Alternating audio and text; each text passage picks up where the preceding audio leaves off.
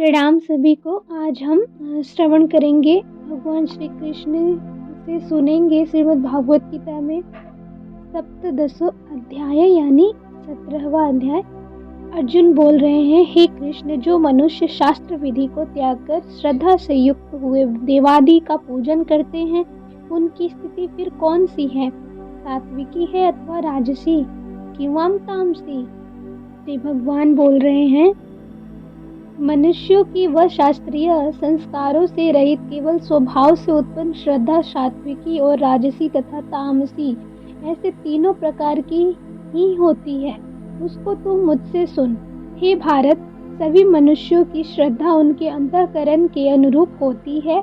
यह पुरुष श्रद्धा में है, इसलिए जो पुरुष जैसी श्रद्धा वाला है वह स्वयं भी वही है। सात्विक पुरुष देवों को पूजते हैं, राजस पुरुष यक्ष और राक्षसों को तथा अन्य जो तामस मनुष्य हैं वे प्रेत और भूत गणों को पूजते हैं। जो मनुष्य शास्त्र विधि से रहित केवल मनः कल्पित घोर तप को तपते हैं तथा दंभ और अहंकार से युक्त एवं कामना आसक्ति और बल के अभिमान से भी युक्त हैं, जो शरीर रूप से स्थित भूत समुदाय को और अंतःकरण में स्थित मुझ परमात्मा को भी कृश करने वाले हैं, उन अज्ञानियों को तू आसुर स्वभाव वाले जान। भोजन भी सबको अपनी अपनी प्रकृति के अनुसार 3 प्रकार का प्रिय होता है, और वैसे ही यज्ञ तप और दान भी 3 प्रकार के होते हैं।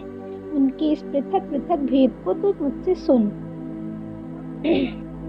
आयु, बुद्धि, बल, आरोग्य, सुख और प्रीति को बढ़ाने वाले, रस युक्त, चिकने और स्थिर रहने वाले तथा स्वभाव से ही मन को प्रिय ऐसे आहार अर्थात भोजन करने के पदार्थ सात्विक पुरुष को प्रिय होते हैं।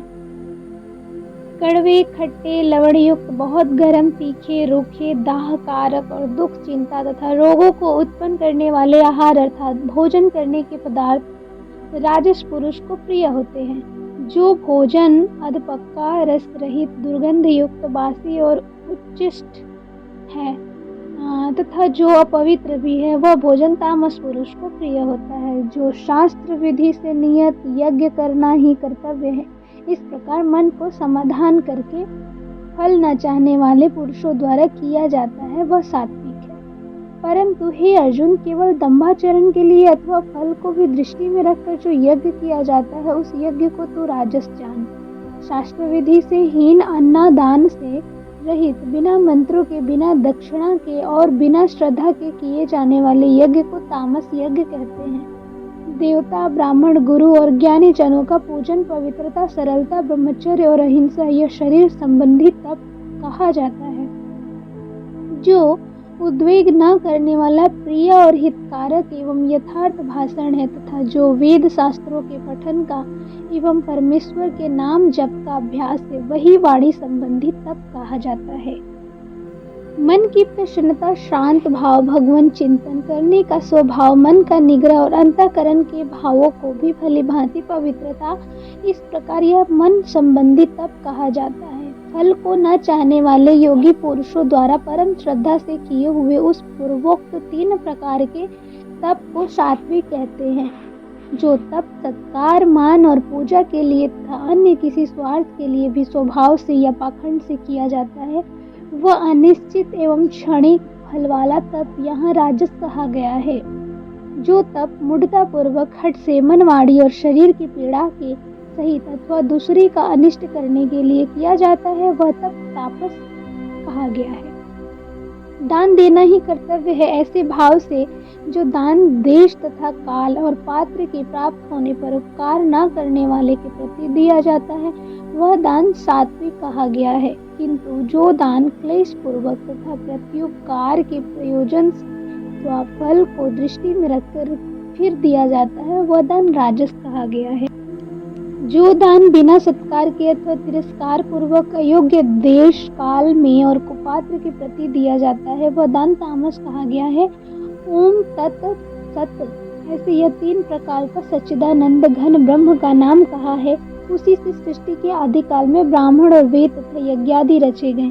इसलिए वेद मंत्रों का उच्चारण करने वाले श्रेष्ठ पुरुषों की शास्त्र विधि से नियत यज्ञ, दान और तप रूप क्रियाएं सदा ओम इस परमात्मा के नाम को उच्चारण करके ही आरंभ होती है। सत अर्थात सत नाम से कहे जाने वाले परमात्मा का ही यह सब है। यह भाव से फल को न चाहकर नाना प्रकार की यज्ञ, तप रूप क्रियाएं तथा दान रूप क्रियाएं कल्याण की इच्छा वाले पुरुषों द्वारा की जाती है। सत, इस प्रकार यह परमात्मा का नाम सत्य भाव में और श्रेष्ठ भाव में प्रयोग किया जाता है तथा हे पार्थ, उत्तम कर्म में भी सत शब्द का प्रयोग किया जाता है तथा यज्ञ, तप और दान में जो स्थिति है वह भी सत इस प्रकार कही जाती है और इस परमात्मा के लिए किया हुआ कर्म निश्चय पूर्वक सत्य ऐसे कहा जाता है। हे अर्जुन, बिना श्रद्धा के किया हुआ हवन, दिया हुआ दान एवं तपा हुआ तप और जो कुछ भी किया हुआ शुभ कर्म है वह समस्त असत इस प्रकार कहा जाता है। इसलिए वह न तो इस लोक में लाभदायक है और न मरने के बाद ही। तो इस प्रकार 17वें अध्याय में भगवान श्री कृष्ण ने हमें समझाया कि दान, तप और ध्यान कैसे किया जाता है। हमारा इंटेंशन सही होना चाहिए। अगर हम किसी को खिला रहे हैं तो सच्चे हृदय से खिलाएं, भगवान स्मरण करके खिलाएं और तप करें तो भगवान का स्मरण करके और फल की चिंता ना करें। तो फल को त्यागने की बात हमेशा भगवान श्री कृष्ण समझा रहे हैं।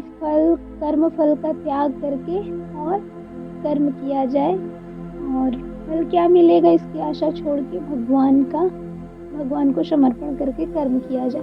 तो यहाँ पे 17वें अध्याय में भगवान श्री कृष्ण यही समझा रहे हैं और रजस, तमस और सात्विकता का गुण समझा रहे हैं कि कौन से व्यक्ति जो इन तीनों गुणों को उन्होंने डिस्क्राइब किया है कि इनके खाने का और इनके पूजन करने का, इनके किन देवताओं को ये पूजते हैं, इनके सभी अलग अलग होते हैं। तो इस प्रकार हम समझ सकते हैं और सभी को प्रणाम, सबको खूब खूब आभार, धन्यवाद।